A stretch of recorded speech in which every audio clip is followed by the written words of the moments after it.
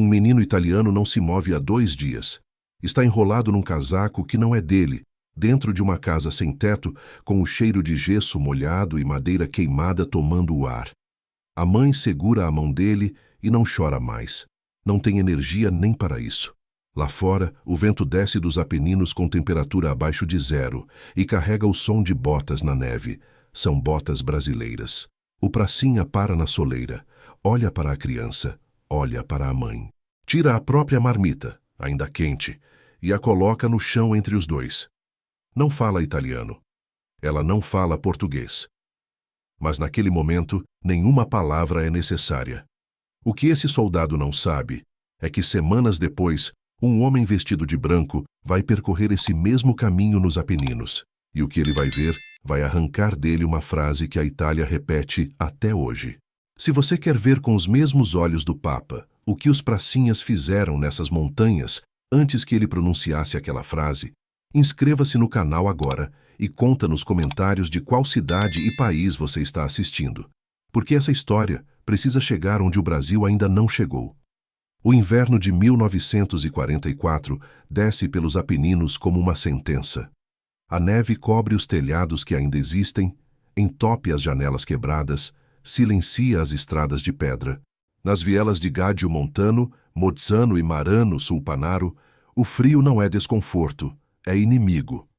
Famílias inteiras dormem amontoadas no chão de cozinhas sem fogão, cobertas com cortinas arrancadas das paredes porque os cobertores foram tomados meses antes.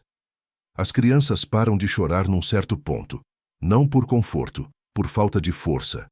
A guerra passou por aqui e levou quase tudo. Os alemães requisitaram o gado, o trigo, o azeite.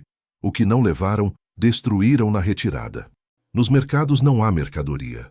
Nos campos, não há colheita. Nos rostos dos homens mais velhos, há uma expressão que não é tristeza nem raiva.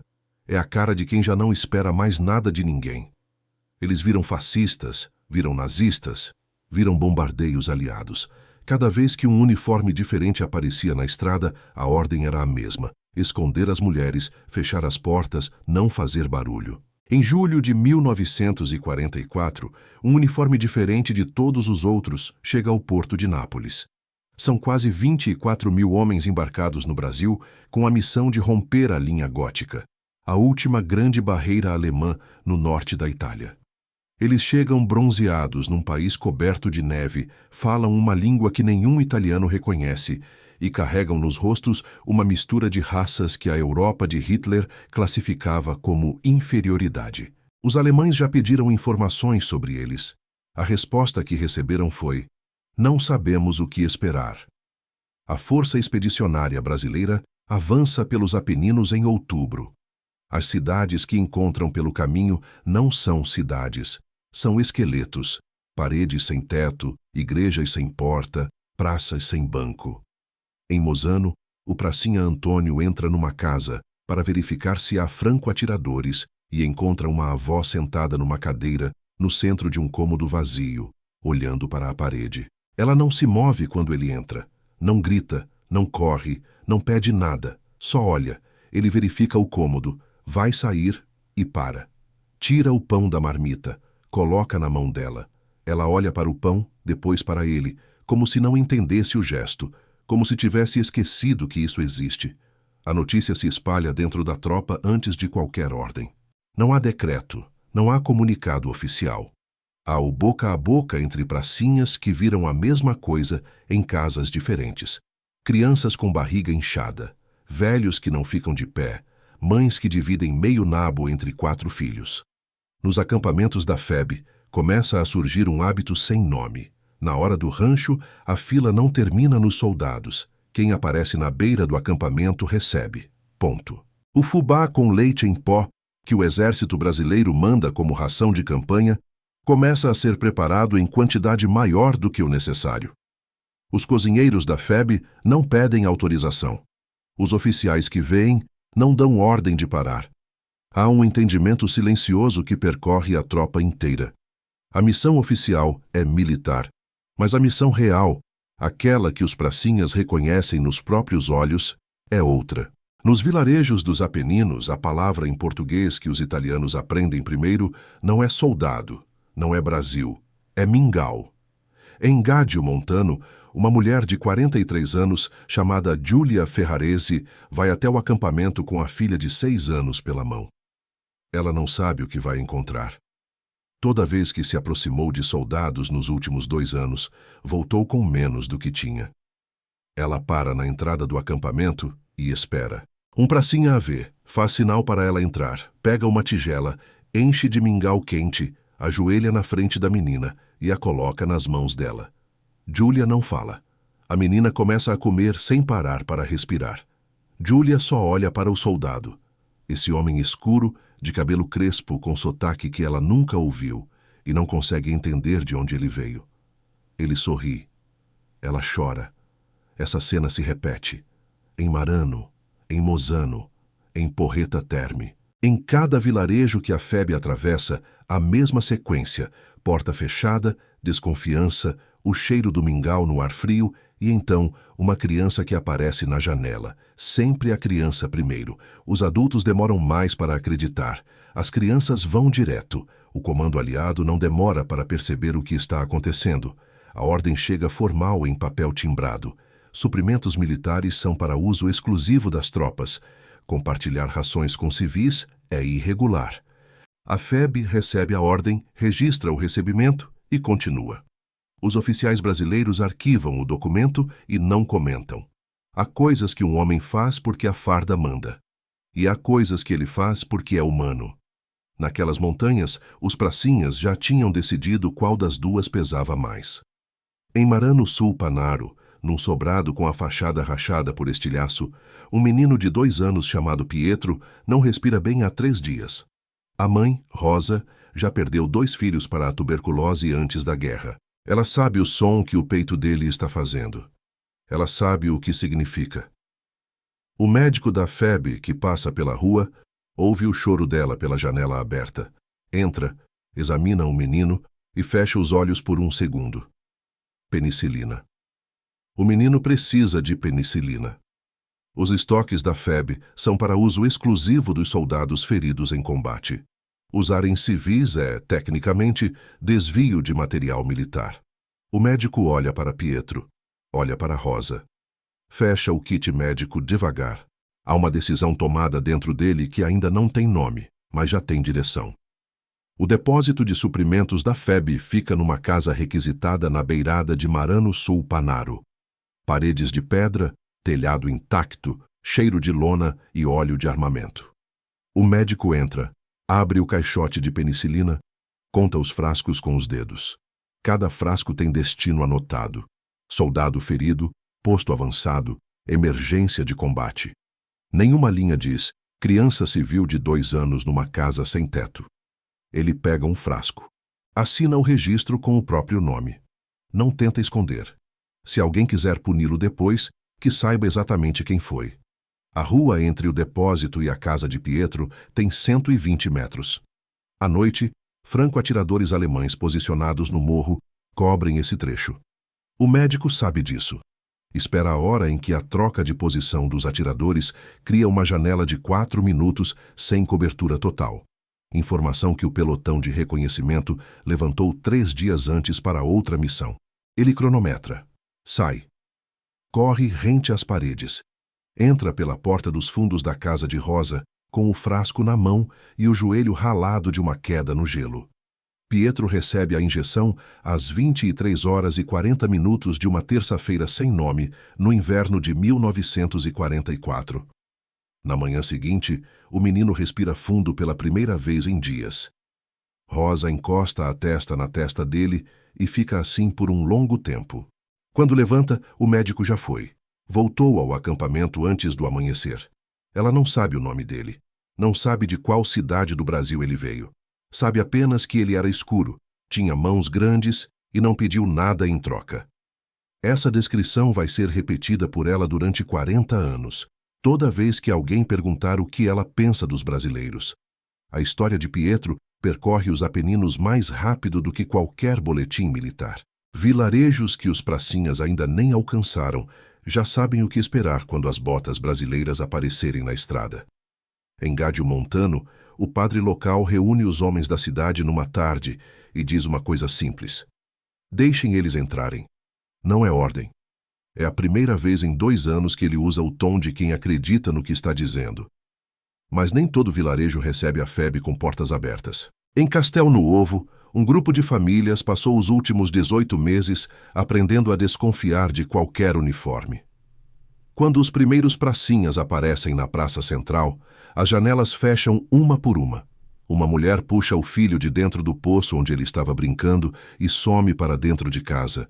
O pracinha Benedito para no meio da praça vazia, olha em volta, tira a marmita do cinto e senta no chão. Começa a comer devagar. Não faz gesto nenhum. Não chama ninguém. Só come. 15 minutos depois, uma criança de uns 7 anos aparece na soleira de uma porta. Fica parada olhando. Benedito pega um pedaço de pão, estende o braço na direção dela sem se levantar. A criança olha para os lados, olha para o pão, dá 3 passos, pega, volta correndo. 2 minutos depois, a mãe está na porta. Não entra na praça ainda, mas está na porta. No dia seguinte, há uma fila. Essa cena, o pracinha sentado no chão, a marmita aberta, o braço estendido, se torna o padrão não oficial da FEB nos Apeninos. Nenhum manual ensinou isso. Nenhum oficial ordenou. Foi nascendo da observação de homens que entendiam uma coisa que a guerra costuma matar primeiro, que confiança não se exige, se constrói, e que uma criança com fome é mais rápida para confiar do que qualquer adulto que já foi traído. O comando aliado emite uma segunda notificação formal à FEB. Desta vez, o tom é mais duro. Suprimentos militares estão sendo desviados de forma sistemática. Há registros de rações distribuídas em pelo menos 17 vilarejos diferentes. O general brasileiro Mascarenhas de Moraes recebe o documento, lê com atenção, dobra o papel ao meio com cuidado e o coloca na gaveta. Convoca seus oficiais. Diz uma frase que nenhum deles vai esquecer. A disciplina que um soldado brasileiro quebra por fome alheia não é fraqueza, é caráter. A reunião termina. Ninguém muda nada. Em Mozzano, um pracinha chamado Geraldo descobre que a família que alimenta toda semana tem um filho escondido no porão. Um rapaz de 16 anos que os alemães tentaram recrutar à força 3 meses antes. A mãe conta isso em fragmentos de italiano misturado com gestos, com medo de que Geraldo o denuncie ou o entregue. Ele ouve tudo, acena com a cabeça, vai embora. Na semana seguinte, volta com a ração dupla. O rapaz passa o resto do inverno no porão. A FEB passa o inverno inteiro sem registrar o paradeiro dele. As histórias se acumulam em camadas. O pracinha que consertou o telhado de uma escola com material da própria tenda. O grupo que passou uma noite cavando um canal de drenagem para que a casa de uma família não alagasse. O cozinheiro que ensinou uma jovem italiana a preparar feijoada com o que havia disponível, feijão branco, linguiça seca, folha de louro, e que ela serviu para a família inteira numa noite que todos recordam como a primeira vez em meses que havia barulho de conversa à mesa. Em Roma, há um homem que recebe relatórios de toda a Itália ocupada e liberada. Ele lê sobre batalhas, sobre destruição, sobre o avanço aliado pela península. Mas nos últimos meses, uma série diferente de relatos começa a chegar até ele, vindos de padres, de prefeitos provisórios, de famílias que escrevem cartas aos bispos locais.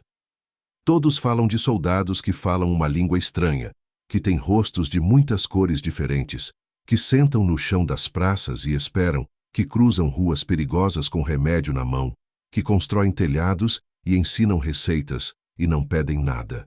O Papa Pio XII dobra o último relatório. Olha pela janela do Vaticano em direção ao norte. Toma uma decisão que nenhum assessor recomendou e nenhum protocolo previu. Ele vai ver com os próprios olhos o que esses soldados brasileiros estão fazendo naquelas montanhas.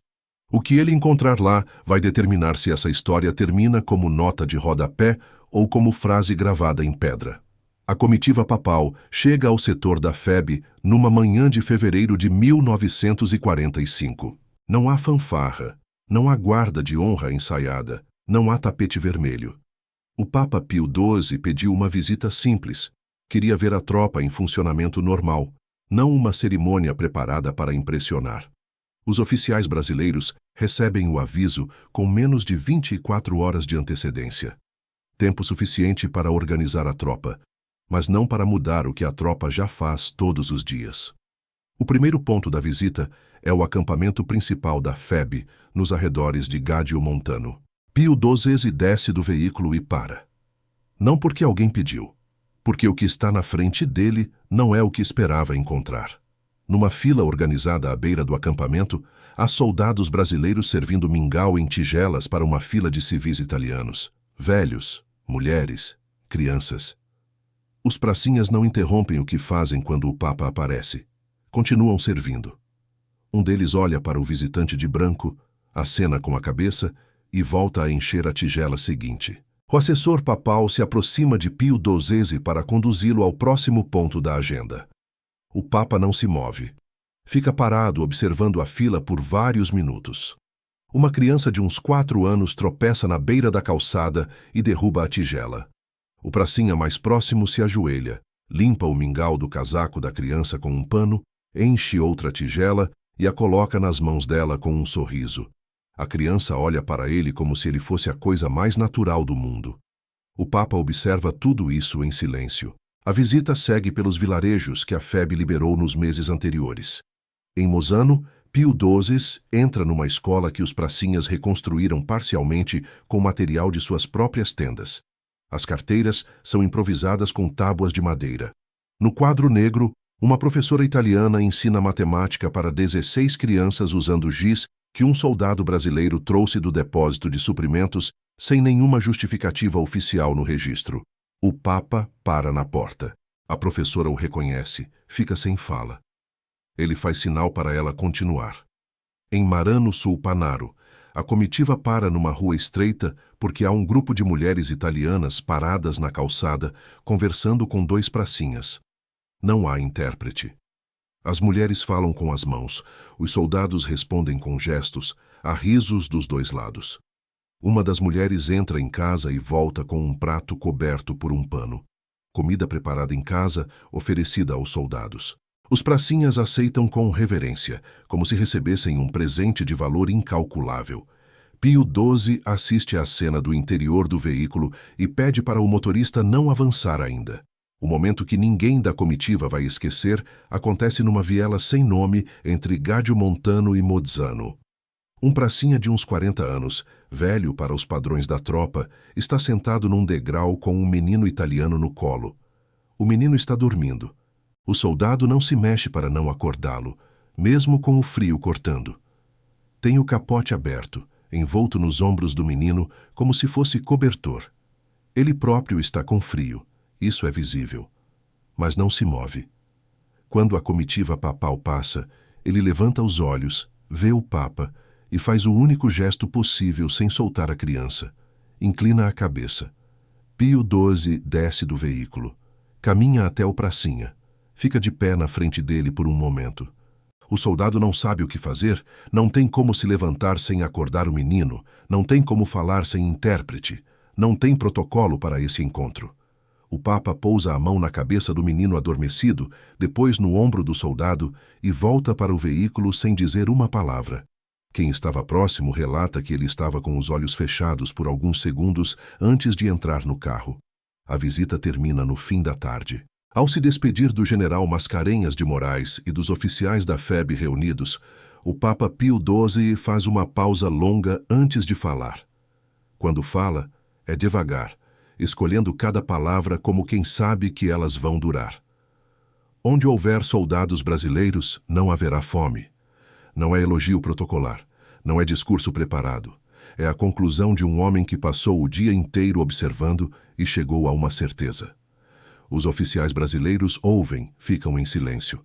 Alguns baixam a cabeça. A frase circula pelos Apeninos antes da semana acabar. Os italianos que a ouvem não precisam de explicação. Eles já sabem que é verdade porque viveram. Os alemães capturados que a ouvem não comentam, mas alguns registram em cartas para casa uma coisa que não conseguem explicar direito: que os brasileiros eram diferentes de todos os outros. que havia algo neles que a guerra normalmente destrói primeiro, e que neles estava intacto. Quando a FEB volta ao Brasil em julho de 1945, não há desfile na chegada, não há discurso oficial, não há pensão garantida, não há emprego reservado, não há reconhecimento formal do Estado para a maioria dos quase 24 mil homens que atravessaram o Atlântico e quebraram a linha gótica.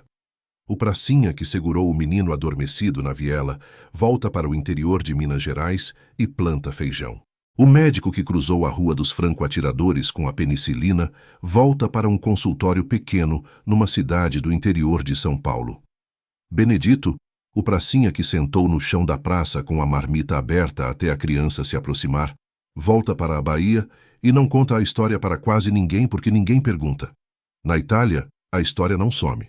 Em Gádio Montano, a prefeitura institui o Dia do Mingau da Amizade, uma celebração anual em que a receita de fubá com leite em pó dos pracinhas é preparada e distribuída na Praça Central, exatamente como era feito em 1944. Crianças que nunca viram um pracinha aprendem a palavra mingau antes de aprender qualquer outra coisa sobre o Brasil. Em Marano Sulpanaro, Pietro, o menino da penicilina, chega aos 60 anos com a foto de um pracinha brasileiro emoldurada na parede de casa. Ele não sabe o nome do médico, mas sabe que sem ele não estaria de pé. A frase do Papa atravessa 80 anos intacta, não porque foi gravada em pedra, foi.